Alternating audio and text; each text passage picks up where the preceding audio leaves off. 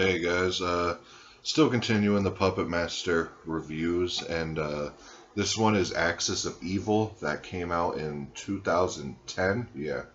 And this was kind of like a reboot for Puppet Master in 2010, because the last one that had come out was The Legacy, which I think was like '03 or something. I could be wrong on that. It's either '03 or '04. But this one is directed by David Duchovny, who did part 3, which is, well, I think my second favorite out of the whole franchise. But so he does bring it back to like Nazi Germany with this one, and it starts off. There's this guy, and he lives in Chinatown with his family. They don't got a lot of money. The brother's going off to the military to fight in World War II, and but the main character we're dealing with, he is crippled. So he's like a puppet maker, and he has a girlfriend that like works as like a front receptionist or whatever for the this like base or whatever, this like army military base, and he really wants to join the military, but he can't, and he ends up first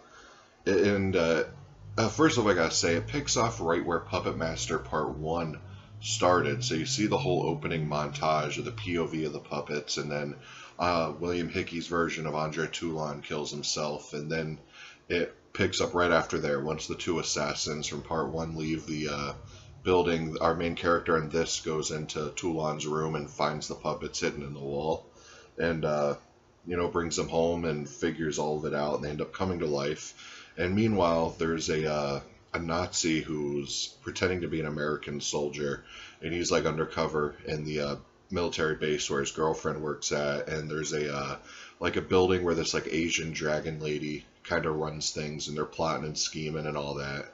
And that's pretty much the whole movie. Like, my personal opinion out of I've only watched this and Axis Rising so far out of the Axis trilogy, and this one is kind of slow. There's some really boring parts, like when they're talking in the China House Theater or whatever, where the Dragon Lady and the Nazi are plotting and scheming.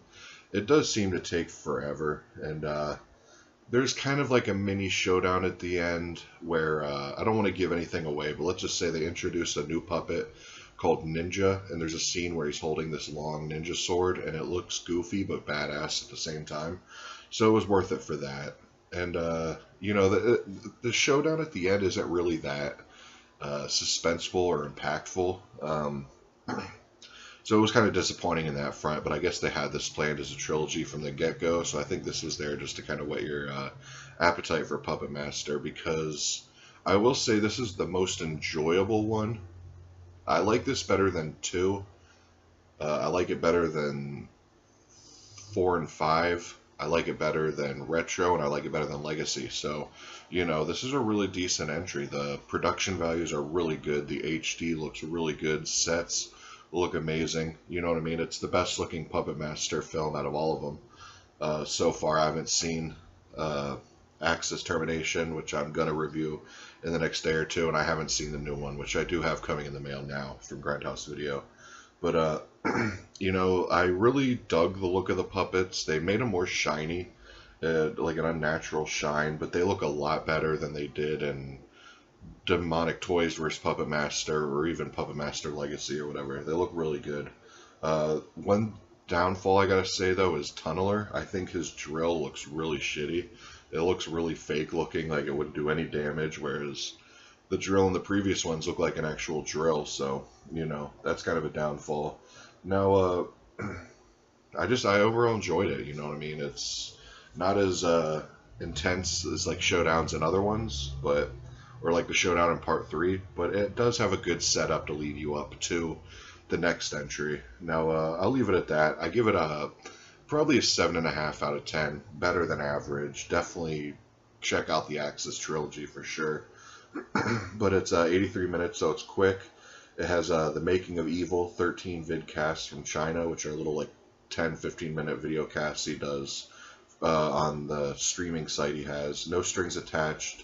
Making of the first Puppet Master film, and includes all 9 Puppet Master trailers. So, you can find it cheap or whatever, box set or whatever. I think most Mill Creek box sets you'd find at like Wally World for like $6 for all 9. I think it includes Axis of Evil. I don't think they include the other 2. But I'm pretty sure you could find Axis of Evil in those Mill Creek sets, and then you could probably find the other two Axis trilogy entries on Amazon for like $8, I'm sure. But alright, I'll see y'all next time with Puppet Master Axis Rising. Peace.